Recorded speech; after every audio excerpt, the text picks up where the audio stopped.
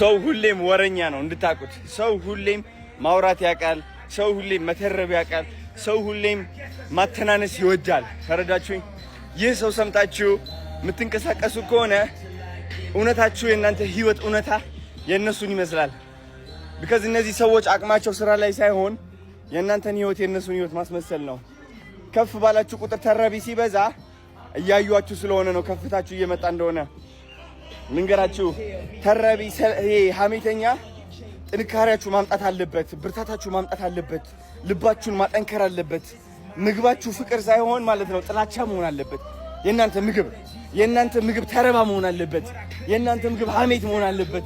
የእናንተ ምግብ ማለት ነው አንተ አትችልም፣ ቆንጆ አይደለህም፣ አቅም የለህም፣ የትም አትደርስም፣ አልፎብሃል በቃ ምናምን ምግባችሁ መሆን አለበት። እነሱ ተኝተው ሲሳለቁ እናንተ ተነስታችሁ ትሰራላችሁ። ልብ ብላችሁ ካወቃችሁት ማለት ነው ከምትፈልጉት ህይወት የሚያቆማችሁ እናንተው ናችሁ። ሰውማ አቅም የለውም፣ ልንገራችሁ፣ ከእግዚአብሔር በታች ነው። አቅም የለውም። እግዚአብሔር ትይዛለህ፣ ጥርስህን ትነክሳለህ፣ ዓላማህን ታሳካለህ። አደረገው እንደገና ተሳካለት እንደገና። ወድቆ አይወድቅም ይሄ ልጅ። አቤት ሰማይ ደረሰ። አቤት እንዴት እናቁመው፣ በምን እንያዘው? በምላሳችን አልሆን አለ። ምን እናርግ? ተነስቻለሁ።